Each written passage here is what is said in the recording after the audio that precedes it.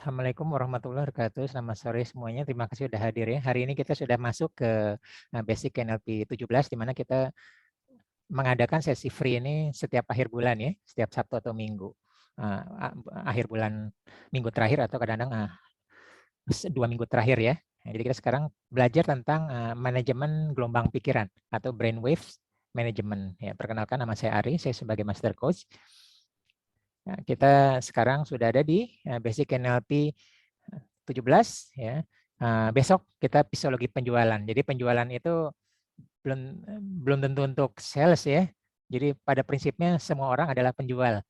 Jadi bisa juga aplikasinya untuk yang lain ya. Kan sebenarnya prinsip penjual ya, baik kita mau melamar pekerjaan, mau melamar calon pendamping hidup, mau termasuk pilkada ya atau anggota dewan itu semuanya penjualan gitu ya. Nah, jadi kita besok khususnya untuk wiraniaga, tapi secara umum ya kita sama gitu ya. Lanjutan nanti ada self coaching. Ya, sekarang kita mengenal brainwave ya. Di sini emang semua udah pada tahu ya brainwave, tapi nggak apa-apa kita kenal lebih dalam lagi ya. Jadi brainwave adalah frekuensi atau gelombang yang terjadi pada otak manusia ya, pikiran. Jadi pikiran itu ada frekuensinya ya. Dia akan berbeda-beda. Iya. Saat kita sedang sadar ya, sedang rileks, sedang tidur ringan ya, tidur dalam, tidur nyenyak ya, trance, panik gitu ya, sedang sedih, marah, Tapi sedang sekarang udah mulai kecewa coba timun. gitu ya. Nah, itu juga bisa terus yang lainnya gitu ya. Nah, jadi kondisinya namanya juga gelombang ya. Jadi perhitungannya adalah jumlah gelombang atau puls per satuan waktu ya, per menit. Jadi disebut dengan hertz ya. Yang pertama adalah yang paling tinggi ya, yang frekuensi paling cepat ya, amplitude paling rendah yang disebut dengan gelombang gamma. Frekuensi tinggi sekali ya, 30 sampai 100 hertz. Ini tinggi sekali. Dan detak jantung juga jadinya lebih tinggi ya. Tekanan darah lebih tinggi, kemudian pembuluh darah lebih menyempit seperti itu ya. Nah, ini perlu penanganan khusus ya. Gelombang gamma ini tidak normal. Tidak normal tapi bisa dikondisikan untuk seperti itu, baik sesaat maupun untuk jangka panjang. Nanti akan kita lihat ya di belakangnya. Jadi mengalami aktivitas mental yang sangat tinggi. Aktivitas mental sangat tinggi ya, sedang dalam suatu arena pertandingan ya. Misalnya bulu tangkis, sepak bola, apalagi kalau levelnya lebih tinggi, olimpiade gitu ya, atau anak sekolah misalnya sedang olimpiade sains ya, matematika dan sebagainya. Itu dia dilatih pada gelombang gamma. Ya, main bola itu 2 kali 45 menit serang. Nah, seperti itu ya. Yang saya sering mencontohkan gelombang gamma itu saat 10 November di Surabaya ya. Jadi Bung Tomo dengan orasinya bisa meningkatkan semangat juang para pemuda di Surabaya ya. Jadi melewati masa takutnya, kesadaran penuh mencapai targetnya ya, mengusir penjajah. Nah, jadi dia betul-betul fokus. Nah, saking fokusnya ya seperti seperti kaca pembesar ya, fokus kan. Nah, di luar kaca pembesar kita nggak fokus ya, burem. Jadi seperti apa namanya kamera ya, yang lainnya jadi bokeh ya, jadi burem. Nah, fokus sama seperti itu. Nah, jadi begitu kita fokusnya, yang lainnya hilang atau burem ya dari pikiran kita. Nah, jadi kesadaran penuh ya. Nah, sebenarnya ada lagi ya, di atas lagi luar biasa ya, ada hipergamma ya. Ada juga lambda sampai 200. Nah, ini betul-betul sudah di luar normal ya, tapi bisa ya dengan suatu pelatihan ya. Atau juga gelombang yang supernatural ya, kemampuan luar biasa. Dan ini tidak dibahas di sini ya. Nah, yang kedua adalah gelombang beta yang sering kita bahas ya, 12 sampai 30 Hz. Tadi kan seperti ini juga tinggi. Ini udah tinggi. Apa namanya yang sering saya bilang kepala mau pecah ya. Ingat kemarin kita banyak ngomong soal negatif tentang gelombang beta ya. Di sini gelombang kesedihan ya, cemas, takut ya, marah. Tapi gelombang beta punya positif ya. saat kita mau bertanding, mau bekerja, mau belajar, lagi ujian ya, yang levelnya tidak setinggi gamma ya levelnya, nah kita bermainnya di beta. Ya, kita perlu fokus. Ya, jadi begitu kita mau mulai fokus, kita memerlukan beta. Ya, memerlukan beta. Tapi jangan lama-lama.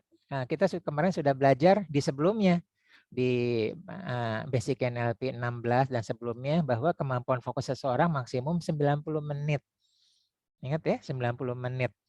Ya, makanya saya training nggak pernah lebih dari 90 menit 1 jam dengan tanya jawab, kadang-kadang 1 jam 15 menit, kadang-kadang 1 jam setengah jam. Kenapa? Karena ini lebih efektif.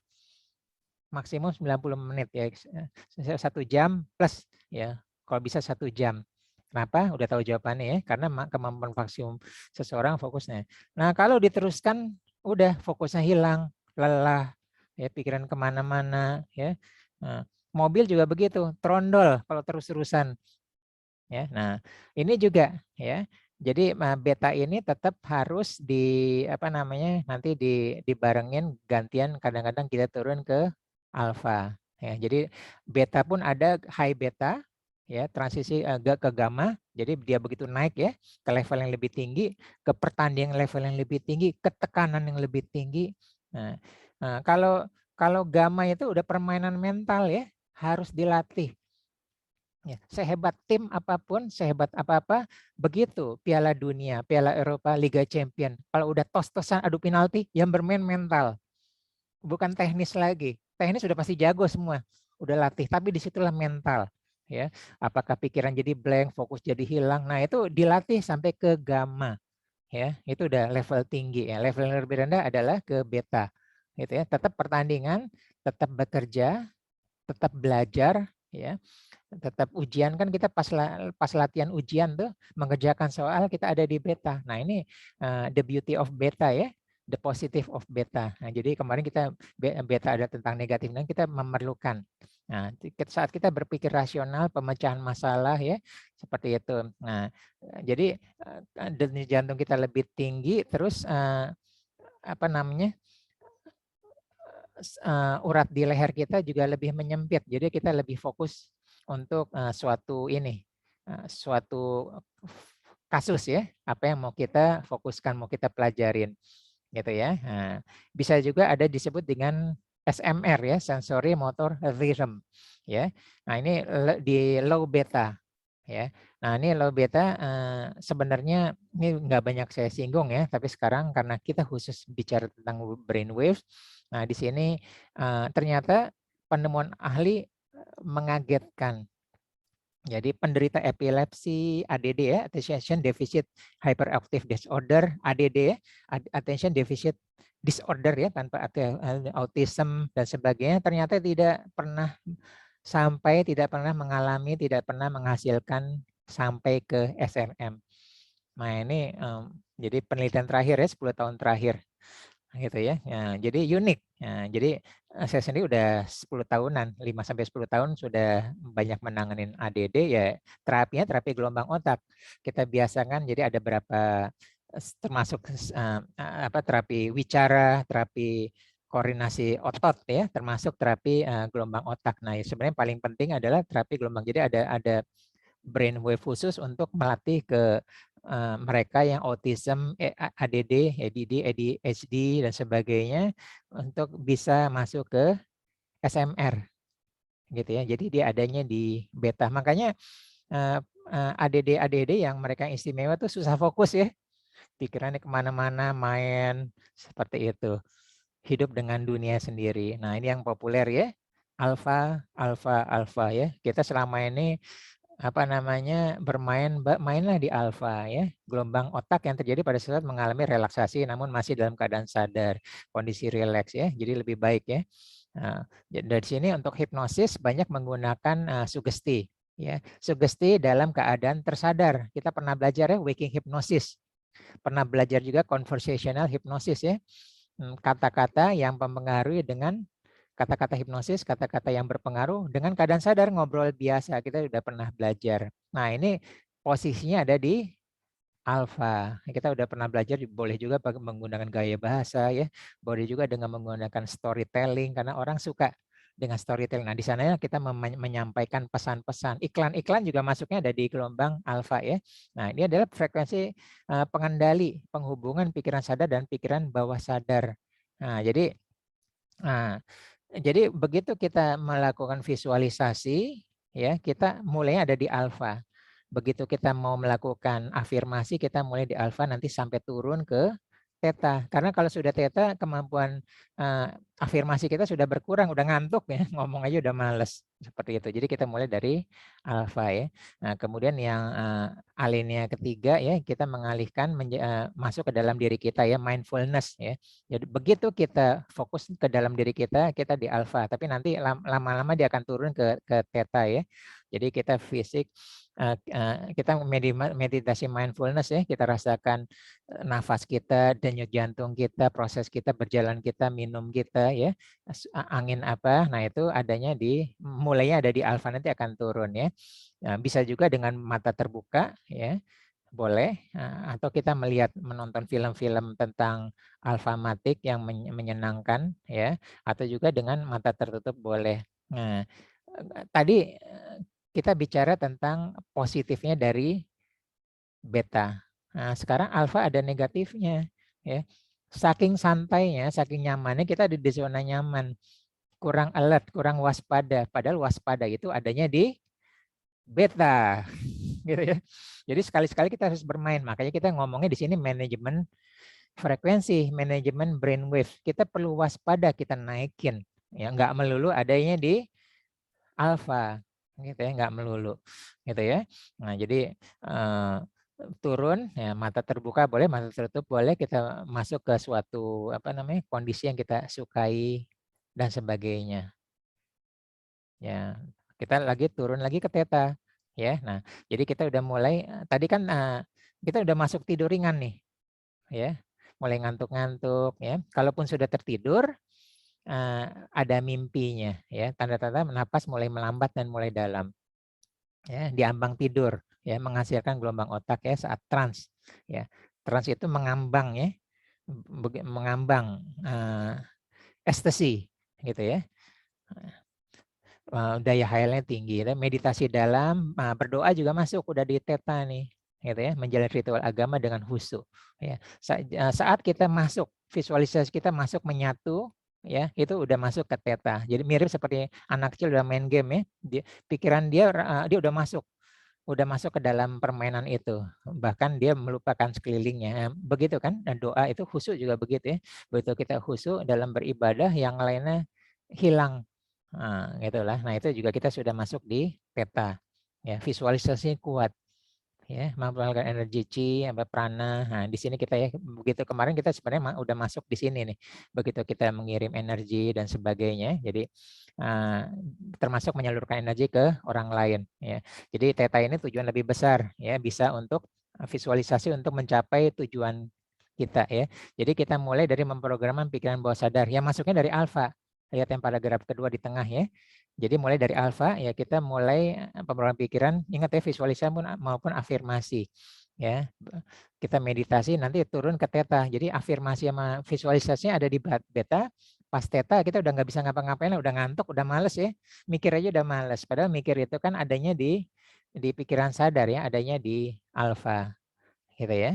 Nah, nanti disertai mimpi, kalau ini kita terhubung dengan pikiran bawah sadar ya. Ini adalah kreatif manusia. Nah, jadi begitu kita kreatif mimpi penuh dengan kompleksitas emosional. Nah, lanjut lagi theta ya. Nah, ini unik ya.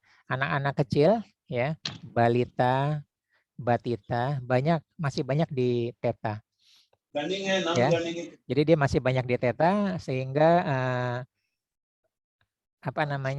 apapun yang masuk dari input-input dari luar masuk ke dalam pikiran kita tanpa ada ya, tanpa bisa kita saring ya. Jadi tanpa bisa kita saring seperti itu ya. Oke, kemudian jadi apapun yang ada di keliling dia bagi anak kecil ya, dia merasakan karena nggak bisa saring antara pikiran sadar dengan pikiran bawah sadar. gitu ya. Jadi kalau pikiran bawah sadarnya ini, ya pikiran sadarnya nerima input ya, apa yang terjadi pada orang tuanya, ada yang pada lingkungan apa-apa, itu masuk itu 100%, nggak ada saringannya, karena anak kecil ada di theta.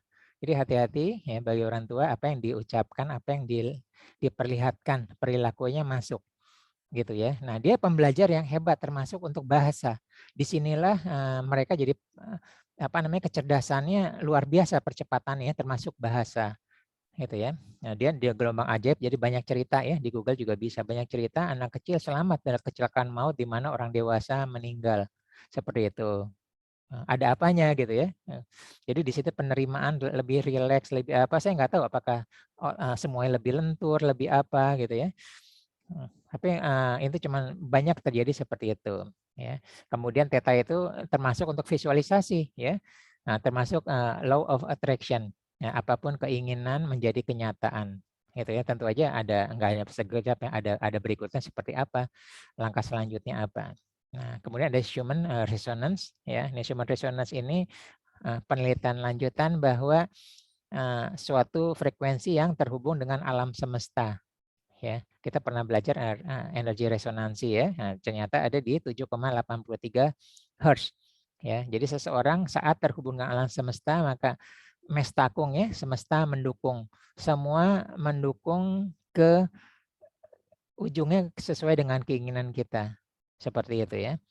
Jadi seperti banyak juga ESP ya, indera keenam ya, extrasensory perception, telepati, clairvoyance ya. Kita waktu belajar intuisi udah pernah belajar ya, clairvoyance ini salah satu bagian intuisi. Jadi informasi tanpa melalui panca indera gitu ya. Jadi bisa jadi bahwa bisa jadi tanpa panca indera seperti ini ya. Misalnya kita masuk ke suatu ruangan, kita punya feeling, punya informasi bahwa ruangnya ada benda seperti ini, ada informasi seperti ini ya. Nah, itu ternyata benar gitu ya. Atau kita punya intuisi bahwa termasuk yang udah atau belum terjadi ya dan ternyata benar gitu ya. Walaupun kita secara pikiran sadar memutuskan A tapi intuisi yang memutuskan B ternyata terjadi. Nah, itu termasuk clairvoyance ya. Seperti itu. Jadi intuisi. Ya, fenomena fisis ya. Intuisi kita sudah belajar ternyata di otak ada suatu bagian otak yang super komputer cepat ya. Sebenarnya itu sangat ilmiah. Nggak ada kesan mistisnya sama sekali. Nah, kemudian yang terakhir adalah sebelum belum terakhir ya. Umumnya kita sampai ke delta ya. Amplitude besar, tidur lelap tanpa mimpi. Ya, di sini adalah istirahat total bagi tubuh kita. Tubuh hanya fokus pada diri sendiri sampai fokusnya tidak ada mimpi ya, di luar ada kejadian apa dia tidak dengar ya, bahkan mungkin kalau gempa bumi pun dia tidak dengar ya, habis seperti itu. Kemudian proses penyembuhan diri memperbaiki kerusakan jaringan, sel-sel produksi baru ya, human growth hormone saat terlelap ya. Kemudian ini adalah gelombang paling rendah, nah nggak sampai ke 0. Kalau sampai ke 0 mati ya, jadi nyaris ke 0 ya, 1 atau 0,5 Hz. Berbagai literasi beda-beda dikit ya. Ada yang bilang 0,5 sampai 4, ada yang bilang 1 sampai 4 gitulah. Ya beda dikit. Ada lagi yang terakhir adalah epsilon. Ya, jadi epsilon itu ternyata ada lagi gitu. Nanti nggak tahu penelitian ada lagi nggak, jangan-jangan nanti penelitian bisa sampai 0 ya. Gitu loh. Jadi ada gelombang otak brainwave manusia di bawah delta ya, sehingga aktivitas mentalnya dia betul-betul sampai ke supranatural. Nah, ini dari penelitian Dr. Jeffrey seperti itu ya. Oke, nah ini sudah kita pelajarin ya. Kita tambah epsilonnya. Saya ulang lagi, gamma itu saat super fokus, selamat, semangat, daya tunggang tinggi, berkompetisi dan melampaui rasa takut ya. Rasa takut itu ada di beta. Ya, rasa takut ada di beta. Tapi karena dia sudah super fokus di gamma, maka takut khawatir udah lewat. Dia punya fokus menang, tercapai tujuan, mengalahkan musuh dan sebagainya. Itulah adrenalin ya. Seperti itu. Nah, sedangkan di bawahnya adalah delta ya. Positifnya adalah kita memerlukan delta fokus pada ujian ya. Fokus pada pekerjaan. Kita memerlukan di beta, maaf ya, di beta. Ya, kemudian kita ada di alfa. Nah, ingat ya, di beta itu nggak boleh lama-lama, maksimum 90 menit. Jadi stres kita kalau lama-lama dan akhirnya menumpuk jadi depresi. Kita sudah belajar ya ilmu depresi, ilmu stres ya. Makanya ingat seperti balap mobil ya. Ya, balap mobil itu ada pemerintahan namanya pit stop. Ya, mobil itu perlu berhenti pit stop ya, walaupun cuma berapa detik. Ya, kalau enggak mobil itu trondol ya. Jadi sama seperti kita manajemen stres itu, kita memerlukan yang kita sebut dengan break state. Ya, masih ingatnya break state, istirahat sebentar ya, kita bersenang-senang sebentar ke alfa ya, peregangan atau minum kopi, ke toilet dulu ya, atau sholat sebentar. Nah, kita ada di alfa, baru nanti ke beta lagi. Jadi kira-kira seperti itu ya. Ujian atau seperti kita lagi pertandingan tetap ada istirahatnya. Bola kan ada 45 menit ya. 45 menit dia istirahat 15 menit itu ya. Ujian juga kan. Ujian sehari mungkin ada 3 sesi ya. Antar sesi itu mungkin istirahat ya 15 menit sampai setengah jam. Jadi selalu ada itu. Nggak punya nggak bisa lebih seperti itu. Walaupun ada ujian khusus ya untuk kalangan khusus boleh ya. Jadi misalnya memerlukan orang-orang yang super ya, super dari super ya, mungkin aja ujiannya 3 jam atau 5 jam tanpa henti ya. Nanti bisa lihat bibit-bibit orang yang bisa melampaui batas seperti itu. Tapi teorinya sama, mungkin bisa, tapi ada pengaruh di kesehatan ya, trondol mesinnya. Gitu ya, tenang damai, zona sugesti, tidur pulas, dan akhirnya epsilon ya. Mendekati 0. Jadi yang kita normal adalah beta, alfa, theta, dan delta. Ya, di mana gamma dan epsilon. Kemarin epsilon itu saya tulis dengan hibernate ya, hibernasi. Nah, ini dia. Sama aja ya, hibernate atau hibernasi epsilon. Nah, sekarang kita balik dulu.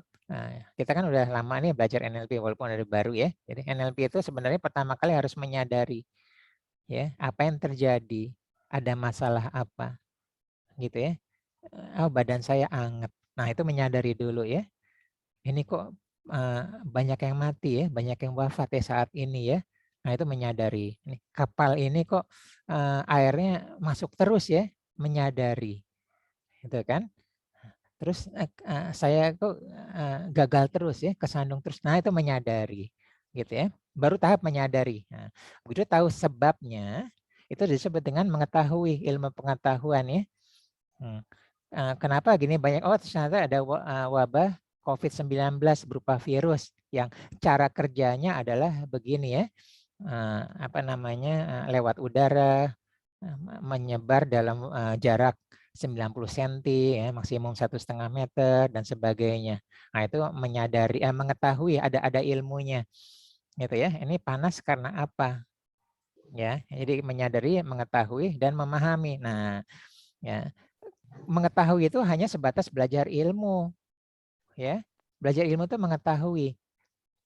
Untuk sampai paham baru tahu kalau sudah praktek, sudah aplikasi ya. Nanti dia memahami, oh ternyata praktek lapangnya seperti ini, beda dari teori seperti ini, dipertajam ya. Makanya ada jam terbangnya juga. Nah, jadi kita punya pengalaman itu, kita memahami ya. Kalau kita mempelajari pengalaman orang ini disebut dengan modeling ya. Orang itu kenapa bisa sukses, kenapa bisa sehat, kenapa bisa sembuh apa-apa. Nah, kita pelajari itu disebut dengan modeling atau NLP modeling ya. Nah, dan terakhir adalah bagaimana kita merespon. NLP kan ilmu merespon ya, merespon yang baik. Nah, untuk merespon yang benar kita harus menguasai tiga di awal ya, menyadari, mengetahui, dan memahami. Ya, baru kita bisa mengendalikan. Ya, jadi mengendalikan udah terakhir. Ya, jadi oke, kita lanjut dulu ya. Nah, kita ulang ya, kita sudah berapa kali saya memaparkan ini ya. Jadi situasi, reaksi, dan hasil ya. Kita tidak bisa mengontrol situasi, nggak bisa ya. Orang lain, orang tua, ya, istri, anak, ya, tetangga, orang lain, apalagi ini kita nggak bisa kontrol. Sekarang lagi COVID, mau hujan, mau banjir, kita nggak bisa kontrol ya. Dolar naik, dolar turun, gitu ya, nggak bisa kontrol. Masa lalu, apalagi masa lalu. ya, harus kita lepas ya, itu bisa kita kontrol. Tapi kita bisa mengontrol apa reaksi kita terhadap suatu situasi. Ya, kita bisa kendali, dan kita ilmu NLP adalah tentang kita fokus pada reaksi kita, dan hasilnya tentu saja tergantung dari reaksi bukan dari situasi ya. Nah, kita fokuslah pada reaksi. Nah, kita mundur lagi nih ya. Nah, kita bagaimana bereaksi ya, nomor 4 ya. Tentu saja kita harus memahami, menyadari, mengetahui dan memahami ya. Seseorang yang tidak punya ilmunya, maka dia tidak akan suatu merespon yang dia tidak tahu ya. Jadi dia akan merespon, mempunyai pilihan-pilihan respon yang dia sudah tahu. Makanya kita banyak-banyak aja belajar, banyak-banyaklah wawasan gitu ya. Banyak-banyaklah kita punya jalan keluar ya. Orang yang jarang belajar, jarang mempunyai pengalaman, mungkin dalam pikiran nggak punya jalan keluar, mumet. Nah, makin punya pengalaman, makin bertanya, makin apa, dia mungkin banyak alternatif. Itu reaksi. Oke. Nah sekarang bagaimana kita bereaksi tentang manajemen gelombang pikiran kita? Ingat ya, kita harus menyadari dulu kenapa saya khawatir ya, kenapa saya cemas, kenapa saya ngantuk, gitu ya. Bagaimana orang bisa begitu daya juangnya tinggi, gitu kan ya. Habis itu kita mengetahui, oh, gelombang otaknya begini ternyata hasil penelitian ya. Daya juang tinggi luar biasa itu adanya di gamma ya. Saat kita lagi bahagia, kita ada di alfa gitu ya. Nah, itu kalau kalau hanya bicara saja, ilmu saja tanpa praktek, nggak akan paham ya. Pemahaman itu kita sudah praktek ya. Kita melakukan meditasi, kita melakukan relaksasi ya, kita belajar fokus ya, kita tidur sampai delta, nyenyak, besok bangunnya. Nah, kita paham tuh. Nah, kita paham ternyata kalau tidur itu beda ya, kalau tidurnya lampunya dimatikan sama dinyalakan. Yang sudah belajar kuantum warna ya, kita beda ya. Kita tidur bajunya warna biru sama ungu, sama kita tidur bajunya warna merah. Kalau baju warna merah kan kita nggak akan pernah bisa tidur dalam ya. Nah itu kita memahami ya. Nah dari situ kita mundur lagi ya, bukan mundur, maju lagi ya, merespon ya. Nah jadi dari merespon itu bagaimana kita ya. Kalau kita perlu mau beta, apa yang harus kita lakukan gitu ya. Nah ini dia, kita masuk ke manajemen gelombang pikiran ya. Nah ini kalau gamma itu sudah luar biasa ya, sudah lajian panjang dan intensif, kan tingkat tinggi itu ya. Kita memerlukan mentor intensitas lebih tinggi. Jadi sulit seseorang sampai ke gelombang gamma dengan dirinya sendiri, harus perlu latihan, harus perlu mentor ya. Atau bisa, tapi dia perlu motivasi yang tinggi ya. Mungkin bisa dari YouTube, ada kata-kata mutiara, kata motivasi yang cocok bagi dia. Nah, sekali. Tapi untuk jangka panjang, ya kita betul-betul perlu mentor ya. Atau kalau perlu pengawasan dokter ahli. Ya, karena belum tentu setiap orang cocok tubuhnya dan pikirannya untuk sampai ke gamma. Jantungnya kuat atau tidak, pembuluh darahnya kuat atau tidak. Ya, jadi rentan ini kalau maaf ya, kalau ada diabetes sama ada hipertensi, agak rentan kalau ada di gamma. Karena tekanan jantungnya lebih tinggi seperti itu ya. Makanya selalu ada pengawasan dokter ahli. Gitu ya. Intensitas tinggi kan main bola tuh kan apalagi final Liga Champions nyerang terus kan. Nggak boleh kalau istirahat aja, nggak berjalan kaki aja nggak boleh, harus nyerang terus. Nah, gitu, intensitas tinggi ya. Dan itu dilatih sampai level situ ya. Nah, kita biasanya cukup sampai beta ya. Nah, bagaimana latihan fokus belajar, fokus bekerja ya. Ingat tadi teorinya balap mobil ya, harus mampir ke pit stop ya, 3-5 detik. Ya, kalau balap mobil, balap motor tidak mampir ke pit stop, panas mobilnya, aus bannya, trondol mesinnya dan sebaiknya. Jadi kita sekali-sekali main ke alfa, theta, delta dan kesehariannya. Ingat ya, beta maksimum 90 menit ya. Jadi kalau training sampai 2 jam, ya 3 jam udah nggak nyampe, yang ngasih materinya capek, pesertanya capek, muridnya udah kemana-mana gitu kan ya. Nah jadi maksimum seperti itu. Nah kalau alfa juga secara relaksasi ya. Jadi alfa itu adalah selingan relaksasi. Jadi kemarin kita bicara tentang negatif beta, bicara tentang positif alfa. Sekarang kita ada positif dari beta dan ada negatifnya dari alfa. Ya kita mainkan aja ya. Kita naik ke beta untuk supaya fokus, belajar, bekerja. Naik ke beta supaya kita waspada. Jangan lama-lama kita turun lagi gitu ya. Ke beta break state. Ya. Untuk relaksasi panjang, kita bisa melakukan sesuai dengan tipe kita. Ya, kalau tipe kita visual ya, fakok ya, kita menyukai pemandangan indah, boleh seperti itu ya. Kalau kita tipe auditory, supaya kita relaksasi, kita pakai lagu-lagu yang menenangkan, menyenangkan ya, lagu alfamatik. Kalau senang mendengar rekaman suara ayat-ayat suci Al-Quran juga boleh gitu ya. Kinestetik boleh, udara sejuk, pijatan, pelukan, rasa nyaman ya. Atau baju yang nyaman juga bisa ya, membuat dia nyaman. Kemudian ya tadi ya, itu penciuman, aromaterapi, wangi, bunga di taman, dan pengecap ya, makanan, minuman, dan menenangkan. Jadi banyak ya makanan minuman itu yang bikin menenangkan, enak ya, pas kita lagi mengunyah kopi ya, ada tekstur-tekstur apa yang membuat kita ada di nyaman di alfa. Jadi kita menikmati makanan ya, mindfulness. Jadi kita fokus sama makanan seperti itu ya. Nah, kalau kita mau turun ke theta ya, meditasi, yoga, visualisasi, ibadah, berdoa, atau kita pakai audio brainwave. Kita udah punya kan audio brainwave. Lihat aja di apa namanya di YouTube saya sudah banyak ya, brain upgrade, brain health, terus brain focus, sleeping beauty ya, dan sebagainya. Dan terakhir ada tidur nyenyak, ya. Matikan lampu, bersyukur, dan hindari minum kafein, kopi-kopi ya.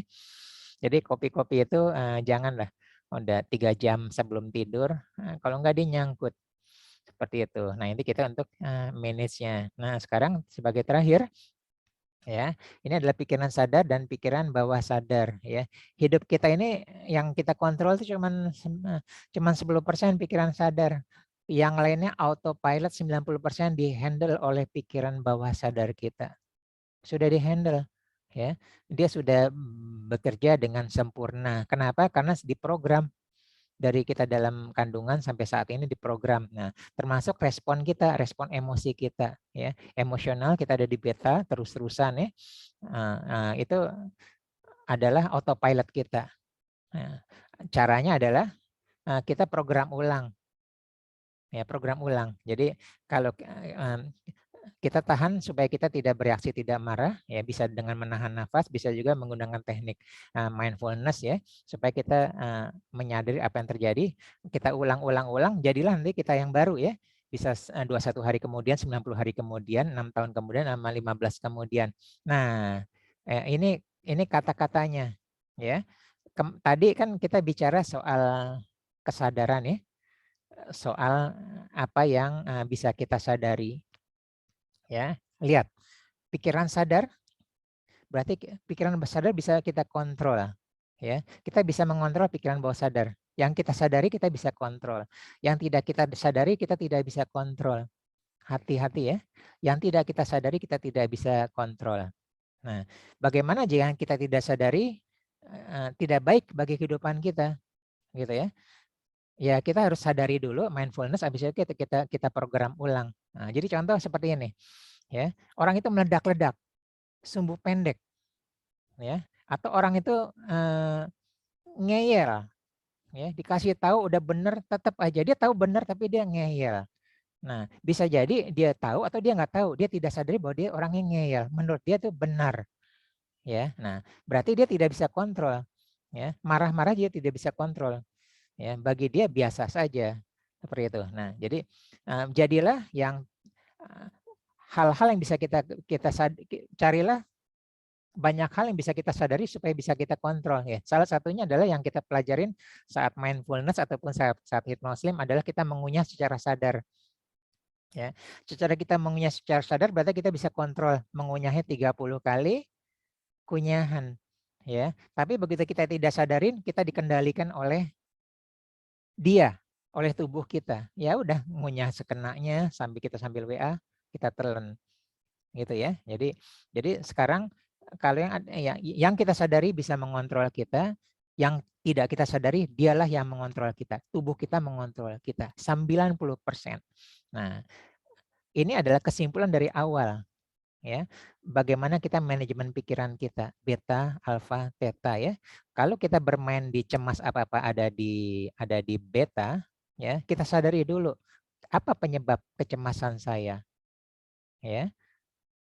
Ketahui dulu, oh ternyata saya punya masa lalu ini ya. Pahamin dulu. Nah, pencetusnya adalah kalau saya mengingat kejadian ini, ada sesuatu saya melihat itu. Gitu ya. Nah, kalau kita sudah sadar kita bisa kontrol karena kita sudah tahu sebabnya, pencetusnya. Maka kita hindari pencetus itu atau pencetus itu kita reframe, kita konstruksi ulang supaya nanti responnya berbeda. Gitu ya. Nah, sedikit perbedaan antara konseling dengan coaching ya. Jadi kalau konseling itu adalah kita merekonstruksi ulang masalah itu, kita rekonstruksi ulang sehingga kita punya pemahaman yang berbeda ya. Kalau coaching adalah kita membangun dari awal sesuai dengan sumber daya potensi yang dimiliki oleh seseorang. Nah, itu harus diketemukan dulu dengan disadari dengan pertanyaan-pertanyaan. Nah, termasuk untuk masa lalu yang jadi traumafobia harus ditemukan dulu ya supaya disadari lalu diketahui akhirnya dipahamin ya. Kan kita ingat ya waktu kita melakukan tapping ya pertama kali adalah saya aku itu sebenarnya udah mencakup, saya sadari ya, saya akui lambung saya bermasalah.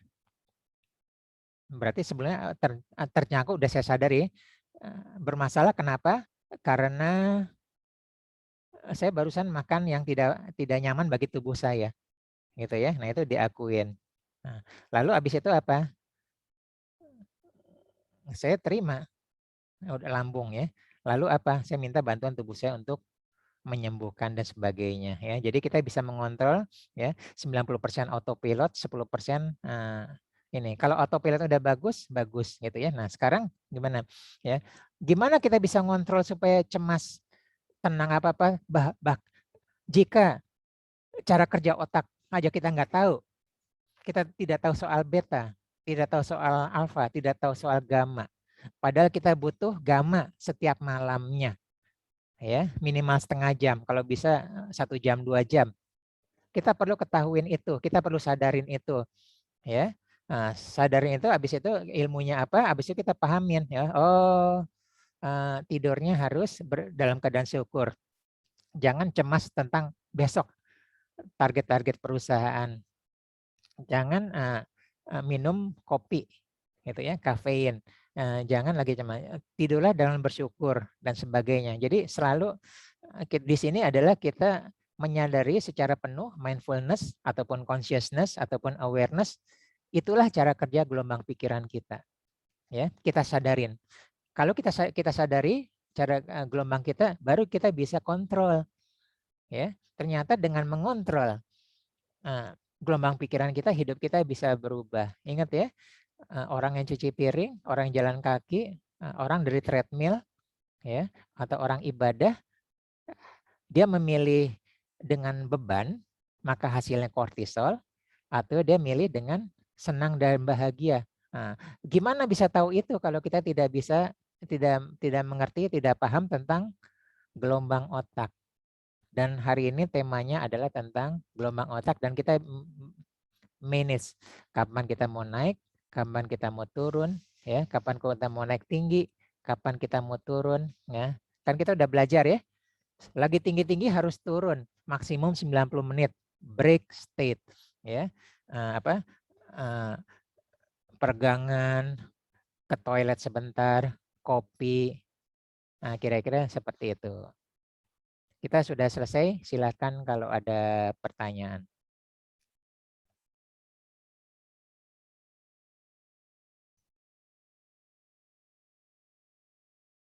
Yang sudah belajar NLP udah tahu ya, udah biasa, cuma sekarang lebih dalam aja. Dan kita perlu naik turun ya. Jadi semua itu ada sisi baiknya, ada sisi tidak baiknya, bagaimana kita manage-nya. Silakan kalau ada pertanyaan.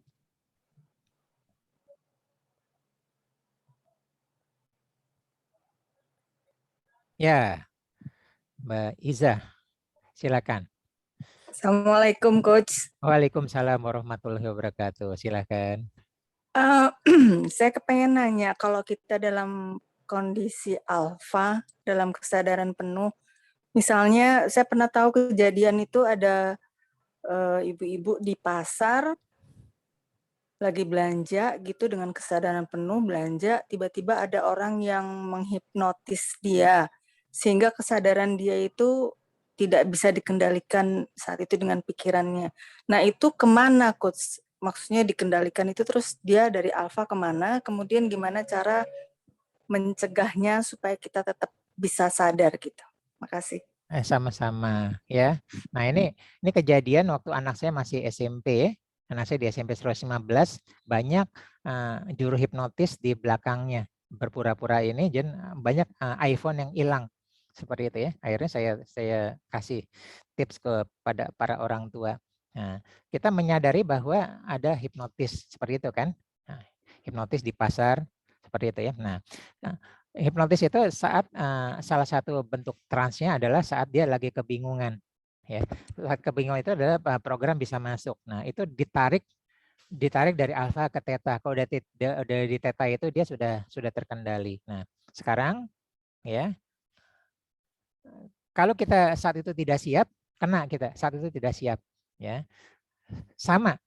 Kalau kita ditahu wabah COVID nih, Februari 2020 semuanya bingung ya. Januari apalagi. Nah, Maret udah mulai tahu. Bingung, nggak tahu ilmunya.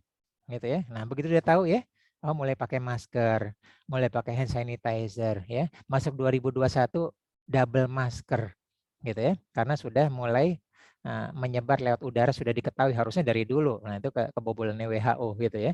Nah, itu udah tahu. Nah, sekarang kita belajar ilmunya dulu supaya kita tidak mudah dihipnotis oleh orang lain gitu ya. Nah, pertama kali kita harus bisa mengontrol diri kita sendiri, tidak teralihkan fokusnya. Jadi sebenarnya kalau kita mindfulness ya, kita tidak bisa kekontrol oleh orang lain, mindfulness yang sebenarnya. Kita fokus sama diri sendiri ya.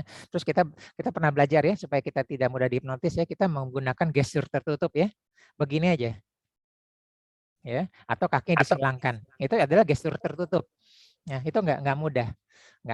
Sama seperti kalau kita ngobrol menasihati orang lain atau anak ya, kita melakukan negosiasi ya. Kalau lawan bicara kita seperti itu nggak mudah, dia gesturnya tertutup. Secara pikiran bawah sadar yang sudah ekspresikan ke sadar, dia menutup dari kita, gitu ya. Seperti ini juga kan, begini kan dia tidak percaya sama kita, gitu loh. Nah, seperti apa? Nah, itu juga seperti itu. Nah, jadi kalau kita sudah waspada, kita begini gesture tertutup atau kita mengalihkan ya. Bisa juga pakai ilmu pusher ya. Supaya tidak dipengaruhi sama orang lain, kita geser arahnya. Gitu ya. Jadi ngelihat ke dia sekali-sekali.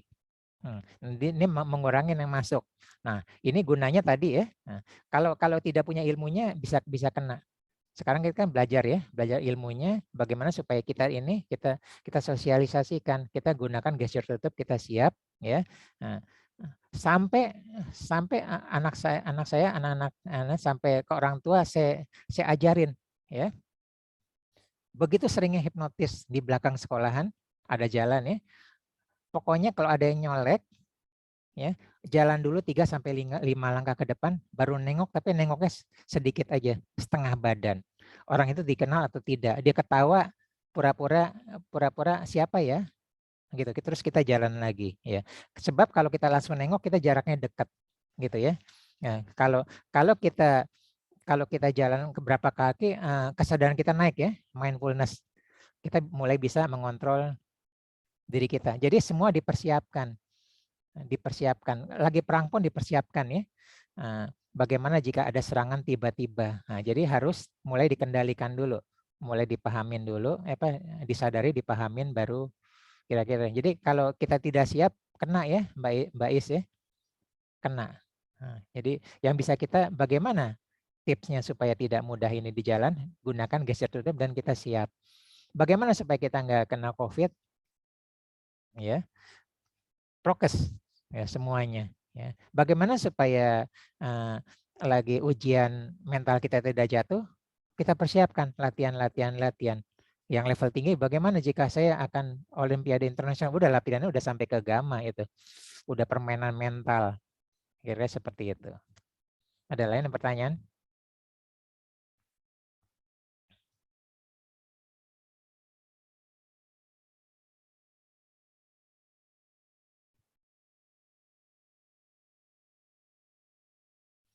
Silakan, kita masih ada 10-12 menit. Sore, Pak. Ya, sore Pak Probo. Ya. Tadi dikatakan zona gamma itu maksimum 60-90 menit kan, Pak ya? Ya. Beta. Itu beta ya. Beta ya, Pak ya? Ya. Kalau gamma berapa, Pak? Kira-kira, Pak? Apa sebenarnya? Ya, gamma nggak ada katanya, tapi bisa dipegang yang sama, Pak Probo. Oh, sama ya? Kira-kira sama, iya. Gitu. Tapi kalau lihat, saya belum dapat informasi lebih ini ya, tapi kira-kira sama. Tapi kalau lihat pertandingan jarang yang lebih dari 1 jam, Pak Probo. Pertandingan bola aja kan 45 menit ya. Habis itu istirahat ya, 45 kali 2. Jadi intensitasnya lebih tinggi gitu loh. Habis itu 15 menit kali 2, berarti setengah jam. Gitu loh. Tapi sebenarnya kita bisa pakai patokan bahwa gamma itu sementara dia sama ya, 90 menit. Kemampuan fokus seseorang ya. Gamma itu kan juga fokus ya.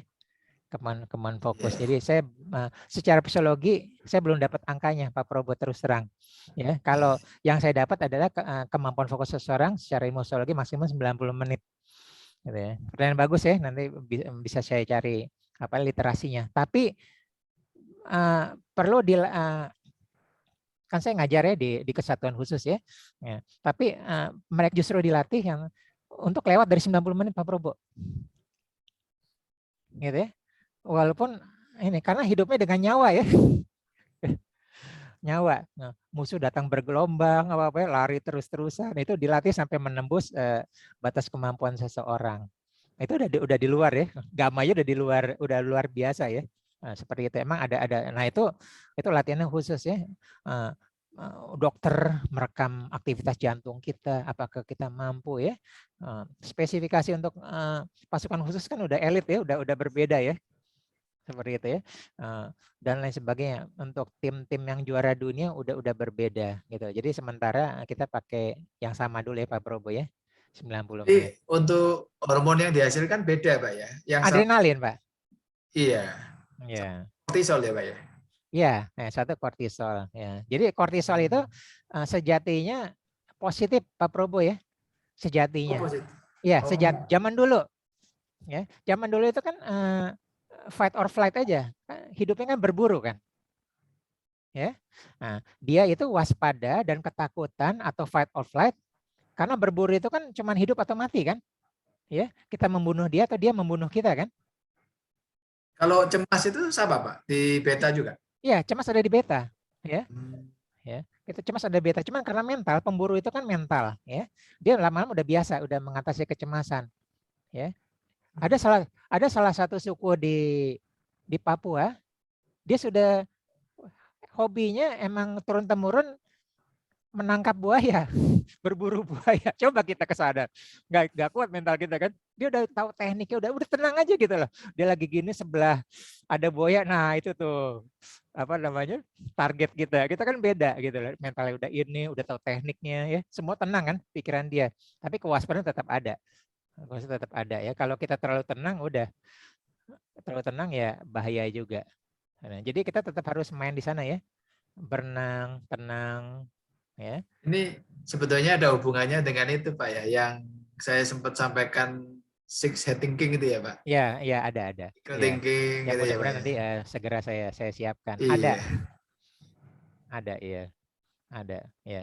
Yang penting adalah sekarang ini kan dasar Pak Probo ya. Iya. Lagi di sini ada 2 atau 3 orang yang baru. Psikolog.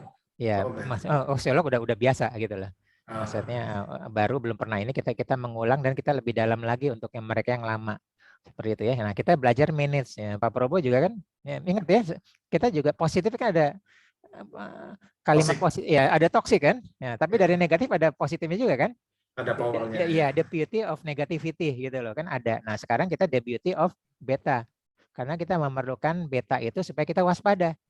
Waspada kan positif kan? Iya, tapi under control yang penting. Under control ya, betul, kalimatnya bagus itu. Ya, under control. Menggunakan bahasa yang tadi ya. Selama kita sadari kita bisa mengontrol. Ya, Pak Purba menggunakan kata yang tadi saya nangkap berarti ya. Selama kita bisa sadari kita bisa mengontrol. Tapi kalau kita nggak sadari dia mengontrol kita. Nggak bisa kita kontrol dia. Nah, sekarang kita belajar menyadari. Ya. Kemarin kita pakai mindfulness ya. Tapi ada teknik lain disebut dengan consciousness. Ada juga awareness, sama aja. Awareness before change. Ada pelatihan berbayar ya, ABC ya. Awareness before change. Saya pernah ikut ya dari Kolonel Izzy dari Malaysia. Mahal itu. Nah, itu juga ada. Intinya sama bahwa kita harus tahu dulu nih kapal nih bocor ini. Gitu kan. Tapi kalau kita positive thinking enggak ya. Tenang gitu. Padahal bocor halus, tenggelam kapal, enggak nyampe atau enggak gitu. Nah, itu mindfulness itu kita harus menemukan negatifnya. Ya, jadi enggak ada tuh ya, enggak ada positive vibes only. Oh, kita perlu beta kok. Gitu kan. Kita perlu beta. Nah, jadi anak kita jadi enggak, kalau vibes only itu dia tidak terlatih untuk waspada, enggak terlatih untuk apa istilahnya sense of crisis kan, kita sense of crisis. Oh enggak, tenang aja. Oh, enggak, itu udah deket itu. Musuh udah deket. Nah, itu perlu latihan keadaan sesungguhnya. Nah, itu adanya di beta. Gitu kan ya. Terima kasih, Pak. Sama-sama Pak Brobo. Silakan yang lain. Ya. Baik, jadi kalau itu tadi tangkapnya kita tetap harus mindfulness dan under control ya. Ya, betul. Ya, mindfulness kalau kelamaan capek juga Mbak Ani ya. Capek. Ya. Makanya kalau ikutnya mindfulness itu kan kalau bisa 3 sampai 5 menit aja gitu loh. Capek, kita mindfulness capek ya. Nah, habis kita relaksasi, kita nggak usah pikirin, berjalan menggunakan seperti autopilot aja ya. Kita minum autopilot, tapi sekali-sekali kita begitu minum kita mindfulness ya. Tangan saya bergerak nih, indah sekali ciptaan Tuhan ya. Ya, kita pegang Kita pegang gelas ya. Terus kita nah proses ini kita perhatikan, kita pikirkan ya. Kita minum, begitu air liur saya keluar, enzim protase, amilase, terus semua turun. Seperti itu mindfulness. Tapi kalau kita mindfulness keterusan capek, istirahat. Tapi mindfulness ada salah satu bentuk dari terapi ya. Yoga ada yoga mindfulness ya. Ketenangan ada mindfulness. Nah, dalam rangka ini juga mindfulness. Bahkan di sini ada Ibu Jaksa ya. Bahkan kalau kita mencari kesalahan itu juga mindfulness ya. Kita mencari kesalahan orang lain loh. Ya. Mencari kesalahan atau kita sebagai inspektur ya.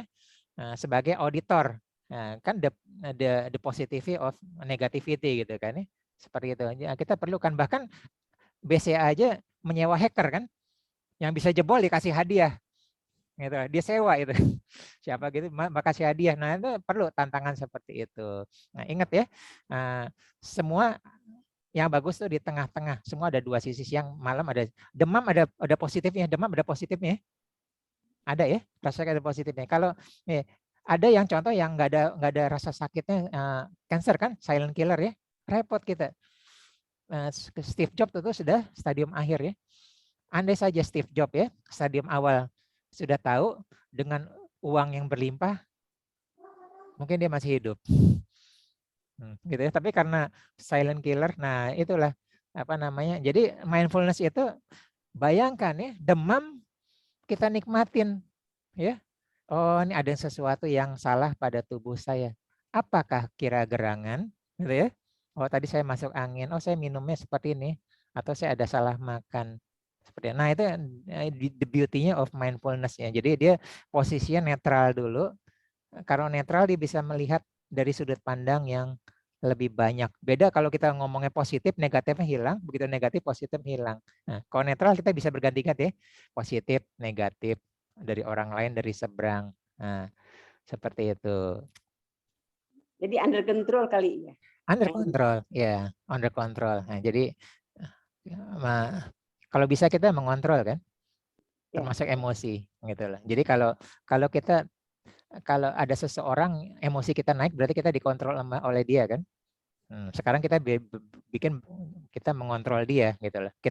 Dia selama ini sukses bikin emosi kita, selama ini kita reaksi beda, kita santai aja. Lama-lama tambah emosi kan dia. Kok kita santai aja di apa-apa gitu. Dia emosi, berarti dia sudah kita kontrol. Nah, artinya apa? Kita sudah punya ilmu tentang kesadaran, ya. Nah, kita bisa maintain tuh. Ada di beta ya, tapi betanya kreatif gitu loh. Nah, dia jadi kita alfa, dia jadi beta. Yang lainnya dia beta, kita jadi beta, sekarang dia beta, kita jadi alfa, dia tambah beta gitu kan, tambah BT. Ya, jadi sekali-sekali, sering-seringlah kita menyelami tentang tubuh kita. Tapi capek juga ya. Nah, makanya main ya, kapan-kapan kita main ke theta, ke alfa, ke theta, ke delta. Nah, gitu-gitu ya. Yang normal itu 4 ya. Nah, kalau sudah delta sudah tidak normal ya. Dan kita perlu latihan khusus, pendampingan khusus. Apalagi kalau sudah epsilon sudah tidak normal. Tapi ada praktisi sampai seperti itu, ada ya yoga seperti itu. Nah, di sini kalau yang sudah berkompetisi tingkat tinggi ya sudah siap-siap dilatih oleh beta, oleh mentor yang khusus, oleh tim dokter. Dokternya ada, dokter kesehatan khusus ada, dan lengkap tuh ya. Nggak hanya satu keahlian, dokternya juga bisa 3 keahlian seperti itu, pengalaman yang sebelumnya. Demikian Mbak Ani. Terima kasih Mbak Ari. Sama-sama. 1 atau 2 pertanyaan, kalau nggak saya tutup, silakan. Ini dasar sekali ya. Ini dasar NLP banget ini tentang gelombang pikiran. Sayang kalau kita nggak ngerti tentang ini. Gitu lah. Kita meditasi ya, kita main gelombang pikiran. Oh, ini saya ada di theta. Kalau theta berarti saya memudahkan untuk masuk afirmasi gitu loh. Nah, karena ilmu pikiran kita juga, anak kita ada di theta. Hati-hati yang anaknya masih balita ya. Segala informasi masuk tanpa saringan, itulah theta. Ya, hati-hati. Nah, jadi karena kesadaran itu ilmu sudah tahu, ya, kita bagaimana bersikap kita sebagai orang tua. Sehingga kita merespon yang baik ya. Gitu. Ada lagi? Oke. Kalau nggak ada, kita melakukan sesi foto ya. Bagi yang berkenan silakan buka videonya. Oke, saya melakukan 3 sesi, saya tunggu. Oke. Oke ya. 3 kali shoot ya. Oke. 1, 2, 3. Oke, yang kedua 1, 2, 3. Dan terakhir 1, 2, 3. Oke, terima kasih semuanya. Insya Allah bermanfaat ya. Mohon maaf jika ada kesalahan. Terima kasih semuanya. Assalamualaikum warahmatullahi wabarakatuh. Sami-sami. Terima kasih Mas Ari. Ya, mari. Ya. Assalamualaikum warahmatullahi wabarakatuh. Ya, izin saya tutup ya.